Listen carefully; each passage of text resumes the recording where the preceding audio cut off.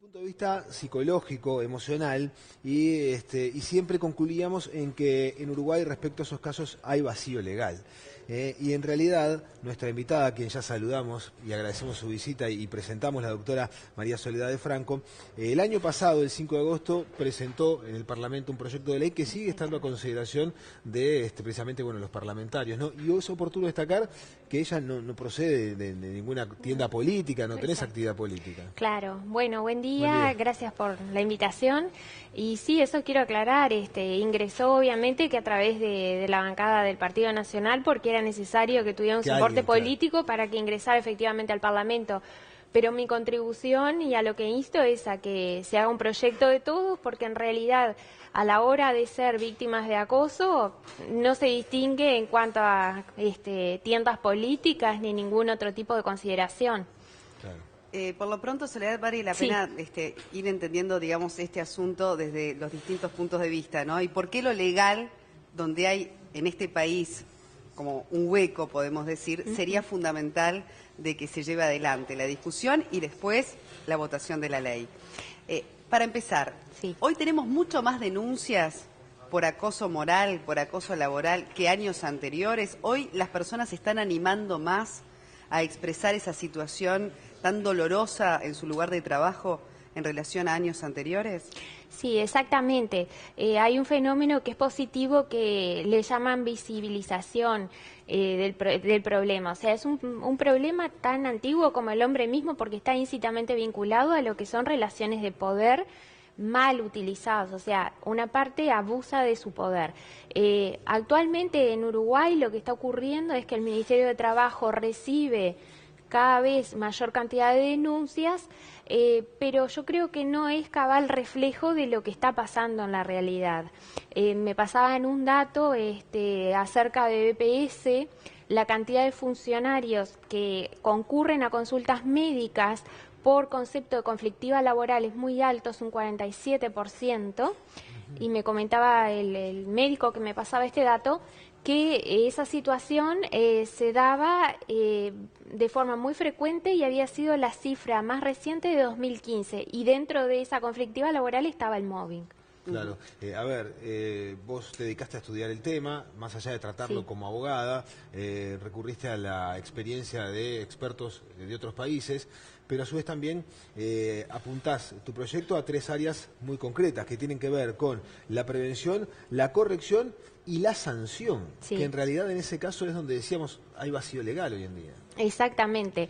En este caso aquí en Uruguay no tenemos una ley específica, sí hay una ley de acoso sexual, pero el acoso laboral no es lo mismo. Bueno, hacer la diferencia, por favor. Exacto. El acoso sexual es el asedio hacia una persona, de parte de una persona o grupo de ellas, con una finalidad sexual, ¿verdad? De obtener un beneficio de ese tipo. En el caso del acoso moral, lo que tenemos es una persecución sistemática, constante, reiterada a lo largo del tiempo de una persona proveniente de una o distintas personas que generalmente son compañeros de trabajo, pueden ser sus jerarcas o incluso subalternos, y lo que eso genera es un progresivo desgaste en la salud de la víctima, que se le identifica como tal, ¿verdad? Y esa es la diferencia, que en el caso del acoso moral, laboral o acoso laboral o mobbing, no hay una finalidad sexual perseguida, sino simplemente, como dice un jurista español, Jimeno Lahoz, es, la presión laboral tendenciosa. Yo quiero sacarme a un competidor de encima y,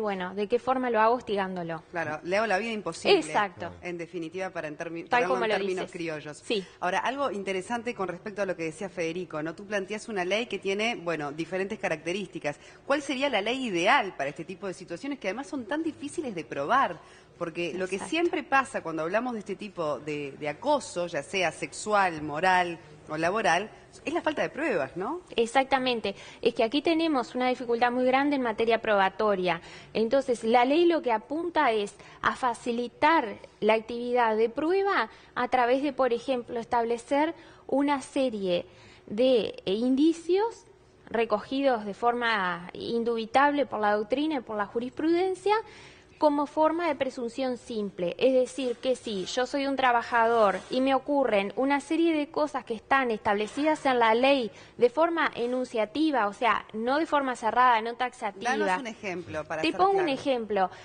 Si tú sos un funcionario, ¿no?, de un organismo estatal, y no te asignan tareas, estoy hablando de casos concretos que han ocurrido, no te asignan tareas, después te comienzan a trasladar, cada vez los traslados son más degradatorios, ¿sí?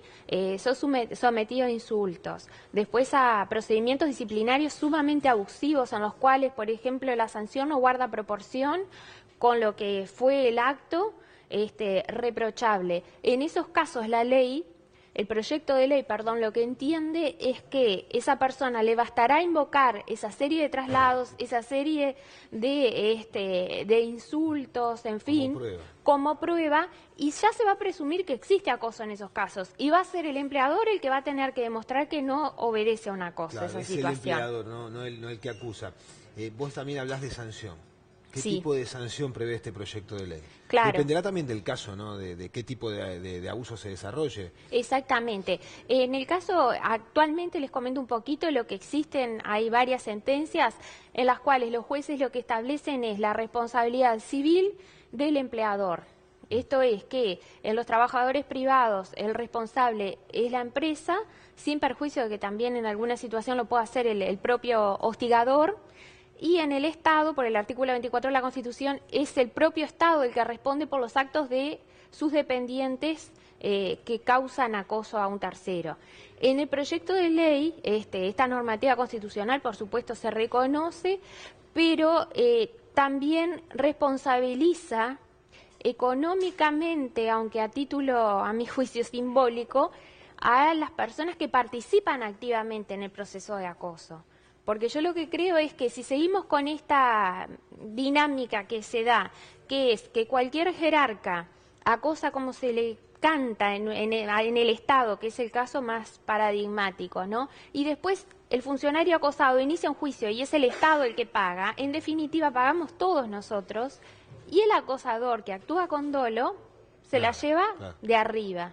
Claro, encima no está previsto el despido, lo que tiene que ver con el funcionario público. Totalmente. Bueno, y entonces, para ir redondeando, porque sí. nos falta tiempo, lamentablemente, sí. Este proyecto ya está presentado entonces en el Parlamento. Desde el 5 de agosto del año pasado. ¿Hay que esperar y seguir esperando o qué se puede hacer para agilizar, digamos, claro. que esto se discuta? Exacto, lo que nosotros estamos convocando es, bueno, que la gente, cualquier ciudadano se haga parte del proyecto, lo sienta como tal y, bueno, en ese sentido, mañana estaré concurriendo a la ciudad de Melo, donde voy a dar una charla que es pública, abierta y gratuita para quien desee concurrir y bueno, vamos a tener también una gira de prensa para ir presentándolo en el interior y que la gente vaya conociendo de qué trata el proyecto y cuáles son sus derechos en materia laboral. Es una visita también en el departamento de Colonia, así que se vienen unos días muy intensos difundiendo información importante, de valor para todos nosotros, ¿no? La verdad que ha sido un gusto tenerte aquí y en realidad es un tema que